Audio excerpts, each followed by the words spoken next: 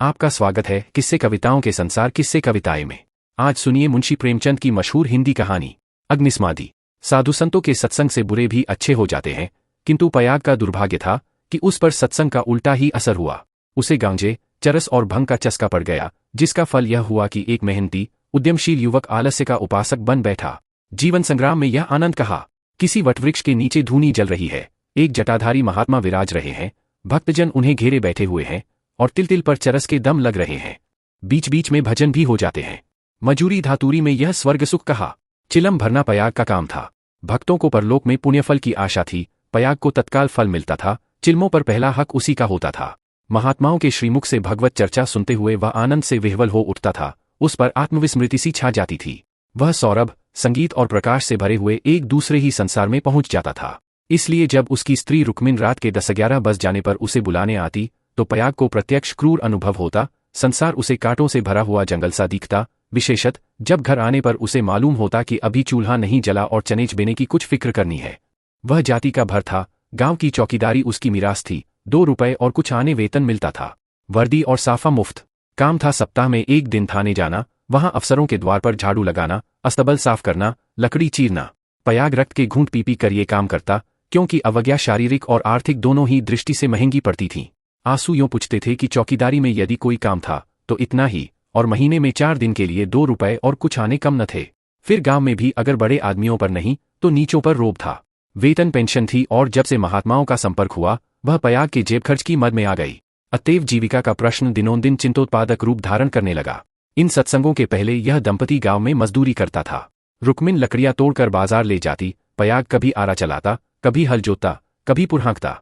जो काम सामने आ जाए उसमें जुट जाता था। हंसमुख, श्रमशील, विनोदी, निर्द्वंद्व आदमी था, और ऐसा आदमी कभी भूखों नहीं मरता। उस पर नम्र इतना कि किसी काम के लिए नहीं न करता। किसी ने कुछ कहा और वह अच्छा भैया कहकर दौड़ा, इसलिए उसका गांव में मान था। इसी की बदौलत निरुद्यम होने पर भी 2-3 साल उसे अधिक कष्ट न हुआ। दोनों जून की तो बात ही क्या, जब महतों को यह रिद्धि न प्राप्त थी जिनके द्वार पर बैलों की 3-3 जोड़ियां बंधाती थीं, तो पयाग किस गिनती में था। हाँ, 1 जून की दाल रोटी में संदेह न था, परंतु अब यह समस्या दिन पर दिन विषमतर होती जाती थी। उस पर विपत्ति यह थी कि रुक्मिन भी अब किसी कारण से उसकी पतिपरायण, उतनी सेवाशील, उतनी तत्पर न थी। नहीं, उतनी प्रगल्भता और वाचालता में आश्चर्यजनक विकास होता जाता था। अतएव पयाग को किसी ऐसी सिद्धि की आवश्यकता थी जो उसे जीविका की चिंता से मुक्त कर दे और वह निश्चिंत होकर भगवत भजन और साधु सेवा में प्रवृत्ता हो जाए। एक दिन रुक्मिन बाजार में लकड़ियां बेचकर लौटी तो पयाग ने कहा, ला कुछ पैसे मुझे दे दे, दम लगा आऊं। रुक्मिन ने मुंह फेर कर कहा, दम लगाने की ऐसी चाट है तो काम क्यों नहीं करते? क्या आजकल कोई बाबा नहीं है, जाकर चिलम भरो। पयाग ने त्योरी चढ़ाकर कहा, भला चाहती है तो पैसे दे दे, नहीं तो इस तरह तंग करेगी तो एक दिन कहीं चला जाऊंगा तब रोएगी। रुक्मिन अंगूठा दिखाकर बोली, रोए मेरी बला, तुम रहते ही हो तो कौन सोने का कौर खिला देते हो। अब भी छाती फाड़ती हूं, तब भी छाती फाड़ूंगी, तो अब यही फैसला है। हाँ, कह तो दिया, मेरे पास पैसे नहीं है। गहने बनवाने के लिए पैसे हैं और मैं 4 पैसे मांगता हूं तो यूं जवाब देती है। रुक्मिन तिनक कर बोली, गहने बनवाती हूं तो तुम्हारी छाती क्यों फटती है? तुमने तो पीतल का छल्ला भी नहीं बनवाया, या इतना भी नहीं देखा जाता। पयाग उस दिन घर न आया। रात के 9 बज गए, तब रुक्मिन ने किवाड़ बंद कर लिए। समझी, गांव में कहीं छिपा बैठा होगा, समझता होगा मुझे मनाने आएगी, मेरी बला जाती है। जब दूसरे दिन भी पयाग न आया तो रुक्मिन को चिंता हुई। गांव भर छान आए, चिड़िया किसी भी डाल पर न मिली। उस दिन उसने रसोई नहीं बनाई। रात को लेटी भी तो बहुत देर तक आंखें न लगीं। शंका हो रही थी, पयाग सचमुच तो विरक्त नहीं हो गया। उसने सोचा, प्रातः काल पत्ता पत्ता छान डालूंगी, किसी साधु संत के साथ होगा, जाकर थाने में रपट कर दूंगी। अभी तड़का ही था कि रुक्मिन थाने में चलने को तैयार हो गई। किवाड़ बंद करके निकली ही थी कि पयाग आता हुआ दिखाई दिया, पर वह अकेला न था, उसके पीछे पीछे एक स्त्री भी थी। उसकी छींट की साड़ी, रंगी हुई चादर, लंबा घूंघट और शर्मीली चाल देखकर रुक्मिन का कलेजा धक से हो गया। वह एक क्षण हतबुद्धि सी खड़ी रही, तब बढ़कर नई सौत को दोनों हाथों के बीच में ले लिया और उसे इस भांति धीरे धीरे घर के अंदर ले चली जैसे कोई रोगी जीवन से निराश होकर विषपान कर रहा हो। जब पड़ोसियों की भीड़ छंट गई तो रुक्मिन ने पयाग से पूछा, इसे कहाँ से लाए? पयाग ने हंसकर कहा, घर से भागी जाती थी, मुझे रास्ते में मिल गई। घर का काम धांधा करेगी, पड़ी रहेगी, मालूम होता है मुझसे तुम्हारा जी भर गया। पयाग ने तिरछी चितवनों से देखकर कहा, दुत पगली, इसे तेरी सेवाठल करने को लाया हूं। नई के आगे पुरानी को कौन पूछता है? चल, मन जिससे मिले वही नई है, मन जिससे न मिले वही पुरानी है। ला, कुछ पैसा हो तो दे दे, 3 दिन से दम नहीं लगाया, पैर सीधे नहीं पड़ते। हाँ, देख 2-4 दिन इस बेचारी को खिला पिला दे, फिर तो आप ही काम करने लगेगी। रुक्मिन ने पूरा रुपया लाकर पयाग के हाथ पर रख दिया। दूसरी बार कहने की जरूरत ही न पड़ी। पयाग में चाहे और कोई गुण हो या न हो, यह मानना पड़ेगा कि वह शासन के मूल सिद्धांतों से परिचित था। उसने भेदनीति को अपना लक्ष्य बना लिया था। 1 मास तक किसी प्रकार की विघ्न बाधा न पड़ी। रुक्मिन अपनी सारी चौकड़ियां भूल गई थी। बड़े तड़के उठती, कभी लकड़ियां तोड़कर, कभी चारा काटकर, कभी उपले पाथ कर बाजार ले जाती। वहां जो कुछ मिलता, उसका आधा तो पयाग के हत्थे चढ़ा देती। आधों में घर का काम चलता। वह सौत को कोई काम न करने देती। पड़ोसियों से कहती, बहन, सौत है तो क्या, तो अभी कल की बहुरिया 2-4 महीने भी आराम से न रहेगी तो क्या याद करेगी। मैं तो काम करने को हूं ही। गांव भर में रुक्मिन के शील स्वभाव का बखान होता था, पर सत्संगी घाघ पयाग सब कुछ समझता था और अपनी नीति की सफलता पर प्रसन्न होता था। एक दिन बहू ने कहा, दीदी, अब तो घर में बैठे बैठे जी उबता है, मुझे भी कोई काम दिला दो। रुक्मिन ने स्नेह सिंचित स्वर में कहा, क्या मेरे मुख में कालिक पुतवाने पर लगी हुई है? भीतर का काम किए जा, बाहर के लिए मैं हूं ही। बहू का नाम कौशल्या था, जो बिगड़कर सिलिया हो गया था। इस वक्त सिलिया ने कुछ जवाब न दिया, लेकिन वह लौंडियों की दशा अब उसके लिए असह्य हो गई थी। वह दिन भर घर का काम करते करते मरे, कोई नहीं पूछता। रुक्मिन बाहर से 4 पैसे लाती है तो घर की मालकिन बनी हुई है। अब सिलिया भी मजूरी करेगी और मालकिन का घमंड तोड़ देगी। पयाग पैसों का यार है, यह बात उससे अब छिपी न थी। जब रुक्मिन चारा लेकर बाजार चली गई तो उसने घर की टट्टी लगाई और गांव का रंगढंग देखने के लिए निकल पड़ी। गांव में ब्राह्मण, ठाकुर, कायस्थ, बनिए सभी थे। सिलिया ने शील और संकोच का कुछ ऐसा स्वांग रचा कि सभी स्त्रियां उस पर मुग्ध हो गईं। किसी ने चावल दिया, किसी ने दाल, किसी ने कुछ। नई बहू की आवभगत कौन न करता। पहले ही दौरे में सिलिया को मालूम हो गया कि गांव में पिसनहारी का स्थान खाली है और वह इस कमी को पूरा कर सकती है। वह यहां से घर लौटी तो उसके सिर पर गेहूं से भरी हुई एक टोकरी थी। पयाग ने पहर रात ही से चक्की की आवाज सुनी तो रुक्मिन से बोला, आज तो सिलिया अभी से पीसने लगी। रुक्मिन बाजार से आटा लाई थी। अनाज और आटे के भाव में विशेष अंतर न था। उसे आश्चर्य हुआ कि सिलिया इतने सवेरे क्या पीस रही है। उठकर कोठरी में आई तो देखा कि सिलिया अंधेरे में बैठी कुछ पीस रही है। उसने जाकर उसका हाथ पकड़ लिया और टोकरी को उठाकर बोली, तुझसे किसने पीसने को कहा है? किसका अनाज पीस रही है? सिलिया ने निश्शंक होकर कहा, तुम जाकर आराम से सोती क्यों नहीं? मैं पीसती हूं तो तुम्हारा क्या बिगड़ता है? चक्की की घुमुर घुमुर भी नहीं सही जाती। लाओ, टोकरी दे दो, बैठे बैठे कब तक खाऊंगी? 2 महीने तो हो गए। मैंने तो तुझसे कुछ नहीं कहा। तुम कहो चाहे न कहो, अपना धर्म भी तो कुछ है। तू अभी यहाँ के आदमियों को नहीं जानती। आटा तो पिसाते सबको अच्छा लगता है, पैसे देते रोते हैं। किसका गेहूं है? मैं सवेरे उसके सिर पर पटक आऊंगी। सिलिया ने रुक्मिन के हाथ से टोकरी छीन ली और बोली, पैसे क्यों न देंगे? कुछ बेगार करती हूं, तू न मानेगी। तुम्हारी लौंडी बनकर न रहूंगी। यह तकरार सुनकर पयाग भी आ पहुंचा और रुक्मिन से बोला, काम करती है तो करने क्यों नहीं देती? अब क्या जन्म भर बहुरिया ही बनी रहेगी? हो गए 2 महीने। तुम क्या जानो, नाक तो मेरी कटेगी। सिलिया बोल उठी, तो क्या कोई बैठे खिलाता है? चौका बर्तन, झाड़ू भारू, रोटी पानी, पीसना कूटना, यह कौन करता है? पानी खींचते खींचते मेरे हाथों में घट्ठे पड़ गए। मुझसे अब सारा काम न होगा। पयाग ने कहा, तो तू ही बाजार जाया कर, घर का काम रहने दे, रुक्मिन कर लेगी। रुक्मिन ने आपत्ति की, ऐसी बात मुंह से निकालते लाज नहीं आती? 3 दिन की बहुरिया बाजार में घूमेगी तो संसार क्या कहेगा? सिलिया ने आग्रह करके कहा, संसार क्या कहेगा? क्या कोई ऐब करने जाती हूं? सिलिया की डिग्री हो गई। आधिपत्य रुक्मिन के हाथ से निकल गया। सिलिया की अमलदारी हो गई। जवान औरत थी। गेहूं पीसकर उठी तो औरों के साथ घास छीलने चली गई और इतनी घास छीली कि सब दंग रह गईं। गट्ठा उठाए न उठता था। जिन पुरुषों को घास छीलने का बड़ा अभ्यास था, उनसे भी उसने बाजी मार ली। यह गट्ठा 12 आने का बिका। सिलिया ने आटा, चावल, दाल, तेल, नमक, तरकारी, मसाला सब कुछ लिया और 4 आने बचा भी लिए। रुक्मिन ने समझ रखा था कि सिलिया बाजार से 2-4 आने पैसे लेकर लौटेगी तो उसे डांटूंगी और दूसरे दिन से फिर बाजार जाने लगूंगी। फिर मेरा राज्य हो जाएगा। पर यह सामान देखे तो आंखें खुल गईं। पयाग खाने बैठा तो मसालेदार तरकारी का बखान करने लगा। महीनों से ऐसी स्वादिष्ट वस्तु मयस्सर न हुई थी। बहुत प्रसन्न हुआ। भोजन करके वह बाहर जाने लगा तो सिलिया बरोठे में खड़ी मिल गई। बोला, आज कितने पैसे मिले? 12 आने मिले थे, सब खर्च कर डाले। कुछ बचे हों तो मुझे दे दे। सिलिया ने बचे हुए 4 आने पैसे दे दिए। पयाग पैसे खनखनाता हुआ बोला, तूने तो आज मालामाल कर दिया। रुक्मिन तो 2-4 पैसों ही में टाल देती थी। मुझे गाड़ कर रखना थोड़े ही है। पैसा खाने पीने के लिए है कि गाड़ने के लिए? अब तू ही बाजार जाया कर, रुक्मिन घर का काम करेगी। रुक्मिन और सिलिया में संग्राम छिड़ गया। सिलिया पयाग पर अपना आधिपत्य जमाए रखने के लिए जान तोड़कर परिश्रम करती। पहर रात ही से उसकी चक्की की आवाज कानों में आने लगती। दिन निकलते ही घास लाने चली जाती और जरा देर सुस्ता कर बाजार की राह लेती। वहां से लौटकर भी वह बेकार न बैठती, कभी सनकाती, कभी लकड़ियां तोड़ती। रुक्मिन उसके प्रबंध में बराबर ऐब निकालती और जब अवसर मिलता तो गोबर बटोर कर उपले पाथती और गांव में बेचती। पयाग के दोनों हाथों में लड्डू थे। स्त्रियां उसे अधिक से अधिक पैसे देने और स्नेह का अधिकांश देकर अपने अधिकार में लाने का प्रयत्न करती रहतीं, पर सिलिया ने कुछ ऐसी दृढ़ता से आसन जमा लिया था कि किसी तरह हिलाए न हिलती थी।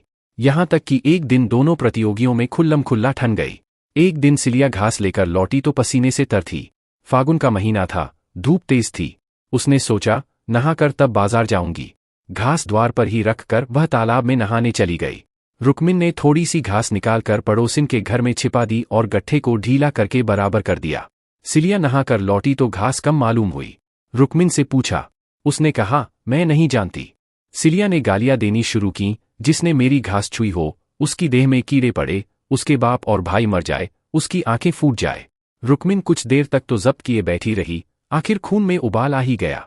झल्ला कर उठी और सिलिया के 2-3 तमाचे लगा दिए। सिलिया छाती पीट पीट कर रोने लगी। सारा मोहल्ला जमा हो गए। सिलिया की सुबुद्धि और कार्यशीलता सभी की आंखों में खटकती थी। वह सबसे अधिक घास क्यों छीलती है, सबसे ज्यादा लकड़ियां क्यों लाती है, इतने सवेरे क्यों उठती है, इतने पैसे क्यों लाती है। इन कारणों ने उसे पड़ोसियों की सहानुभूति से वंचित कर दिया था। सब उसी को बुराबला कहने लगी। मुट्ठी भर घास के लिए इतना ऊधम मचा डाला, इतनी घास तो आदमी झाड़ कर फेंक देता है। घास न हुई, सोना हुआ। तुझे तो सोचना चाहिए था कि अगर किसी ने ले ही लिया तो है तो गाँवघर ही का, बाहर का कोई चोर तो आया नहीं। तूने इतनी गालियां दी तो किसको दी? पड़ोसियों ही को तो। संयोग से उस दिन पयाग थाने गया हुआ था।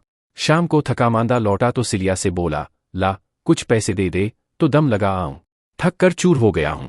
सिलिया उसे देखते ही हाय हाय करके रोने लगी। पयाग ने घबराकर पूछा, क्या हुआ, क्यों रोती है? कहीं गमी तो नहीं हो गई? नहर से कोई आदमी तो नहीं आया? अब इस घर में मेरा रहना न होगा, अपने घर जाऊंगी। अरे कुछ मुंह से तो बोल, हुआ क्या? गांव में किसी ने गाली दी है? किसने गाली दी है? घर फूंक दूं, उसका चालान करवा दूं। सिलिया ने रो रो कर सारी कथा कह सुनाई। पयाग पर आज थाने में खूब मार पड़ी थी, झल्लाया हुआ था। वह कथा सुनी तो देह में आग लग गई। रुक्मिन पानी भरने गई थी। वह अभी घड़ा भी न रखने पाई थी कि पयाग उस पर टूट पड़ा और मारते मारते बेदम कर दिया। वह मार का जवाब गालियों से देती थी और पयाग हर एक गाली पर और झल्ला झल्ला कर मारता था। यहां तक कि रुक्मिन के घुटने फूट गए, चूड़ियां टूट गईं।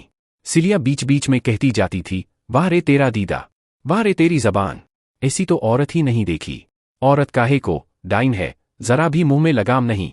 किंतु रुक्मिन उसकी बातों को मानो सुनती ही न थी। उसकी सारी शक्ति पयाग को कोसने में लगी हुई थी। पयाग मारते मारते थक गया, पर रुक्मिन की जबान न थकी। बस यही रट लगी हुई थी, तू मर जा, तेरी मिट्टी निकले, तुझे भवानी खाए, तुझे मिर्गी आए। पयाग रह रह कर क्रोध से तिलमिला उठता और आकर 2-4 लातें जमा देता, पर रुक्मिन को अब शायद चोट ही न लगती थी। वह जगह से हिलती भी न थी। सिर के बाल खोले जमीन पर बैठी इन्हीं मंत्रों का पाठ कर रही थी। उसके स्वर में अब क्रोध न था, केवल एक उन्मादमय प्रवाह था। उसकी समस्त आत्मा हिंसा कामना की अग्नि से प्रज्वलित हो रही थी। अंधेरा हुआ तो रुक्मिन उठकर एक ओर निकल गई, जैसे आंखों से आंसू की धार निकल जाती है। सिलिया भोजन बना रही थी। उसने उसे जाते देखा भी, पर कुछ पूछा नहीं। द्वार पर पयाग बैठा चिलम पी रहा था। उसने भी कुछ न कहा।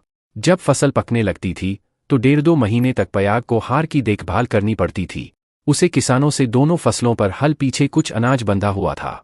माघ ही में वह हार के बीच में थोड़ी सी जमीन साफ करके एक मड़ैया डाल लेता था और रात को खा पी कर आग, चिलम और तमाकू चरस लिए हुए इसी मड़ैया में जाकर पड़ा रहता था। चैत के अंत तक उसका यही नियम रहता था। आजकल वही दिन थे। फसल पकी हुई तैयार खड़ी थी। 2-4 दिन में कटाई शुरू होने वाली थी। पयाग ने 10 बजे रात तक रुक्मिन की राह देखी। फिर यह समझकर कि शायद किसी पड़ोसिन के घर सो रही होगी, उसने खा पी कर अपनी लाठी उठाई और सिलिया से बोला, किवाड़ बंद कर ले, अगर रुक्मिन आए तो खोल देना और मनाजुना कर थोड़ा बहुत खिला देना। तेरे पीछे आज इतना तूफान हो गया, मुझे न जाने इतना गुस्सा कैसे आ गया। मैंने उसे कभी फूल की छड़ी से भी न छुआ था। कहीं बूढ़ांस न मरी हो तो कल आफत आ जाए। सिलिया बोली, न जाने वह आएगी कि नहीं। मैं अकेली कैसे रहूंगी? मुझे डर लगता है। तो घर में कौन रहेगा? सूना घर पाकर कोई लोटा थाली उठा ले जाए तो? डर किस बात का है? फिर रुक्मिन तो आती ही होगी। सिलिया ने अंदर से टट्टी बंद कर ली। पयाग हार की ओर चला। चरस की तरंग में यह भजन गाता जाता था। ठगिनी, क्या नैना झमकावे, कद्दू काट मृदंग बनावे, नींबू काट मजीरा, 5 तरोई मंगल गावे, नाचे बालम खीर, रूपा पहिर के रूप दिखावे, सोना पहिर रिझावे, गले डाल तुलसी की माला, 3 लोग भरमाव। ठगिनी। सहसा सिवाने पर पहुंचते ही उसने देखा कि सामने हार में किसी ने आग जलाई। एक क्षण में एक ज्वालासी दहक उठी। उसने चिल्लाकर पुकारा, कौन है वहां? अरे, यह कौन आग जलाता है? ऊपर उठती हुई ज्वालाओं ने अपनी आग्नेय जिह्ना से उत्तर दिया। अब पयाग को मालूम हुआ कि उसकी मड़ैया में आग लगी हुई है। उसकी छाती धड़कने लगी। इस मड़ैया में आग लगाना रुई के ढेर में आग लगाना था। हवा चल रही थी। मड़ैया के चारों ओर एक हाथ हट कर पकी हुई फसल की चादर सी बिछी हुई थी। रात में भी उनका सुनहरा रंग झलक रहा था। आग की एक लपट, केवल एक जरासी चिंगारी सारे हार को भस्म कर देगी। सारा गांव तबाह हो जाएगा। इसी हार से मिले हुए दूसरे गांव के भी हार थे, वे भी जल उठेंगे। ओह, लपटें बढ़ती जा रही हैं। अब विलंब करने का समय न था। पयाग ने अपना उपला और चिलम वहीं पटक दिया और कंधों पर लोहबंद लाठी रखकर बेतहाशा मड़ैया की तरफ दौड़ा। मेरों से जाने में चक्कर था, इसलिए वह खेतों में से होकर भागा जा रहा था। प्रतिक्षण ज्वाला प्रचंडतर होती जाती थी और पयाग के पांव और तेजी से उठ रहे थे। कोई तेज घोड़ा भी इस वक्त उसे पा न सकता था। अपनी तेजी पर उसे स्वयं आश्चर्य हो रहा था। जान पड़ता था, पांव भूमि पर पड़ते ही नहीं। उसकी आंखें मड़ैया पर लगी हुई थीं, दाहिने बाएं से और कुछ न सूझता था। इसी एकाग्रता ने उसके पैरों में पर लगा दिए थे। न दम फूलता था, न पांव थकते थे। 3-4 फरलांग उसने 2 मिनट में तय कर लिए और मड़ैया के पास जा पहुंचा। मड़ैया के आसपास कोई न था। किसने यह कर्म किया है, यह सोचने का मौका न था। उसे खोजने की तो बात ही और थी। पयाग का संदेह रुक्मिन पर हुआ, पर यह क्रोध का समय न था। ज्वालाएं कुचाली बालकों की भांति ठट्ठा मारतीं, धक्कम धक्का करतीं, कभी दाहिनी ओर लपकतीं और कभी बाईं तरफ। बस ऐसा मालूम होता था कि लपट अब खेत तक पहुंची, अब पहुंची। मानो ज्वालाएं आग्रहपूर्वक क्यारियों की ओर बढ़ती और असफल होकर दूसरी बार फिर दूने वेग से लपकती थीं। आग कैसे बुझे? लाठी से पीट कर बुझाने का गौ न था। वह तो निरी मूर्खता थी। फिर क्या हो? फसल जल गई तो फिर वह किसी को मुंह न दिखा सकेगा। गांव में कोहराम मच जाएगा, सर्वनाश हो जाएगा। उसने ज्यादा नहीं सोचा। गवारों को सोचना नहीं आता।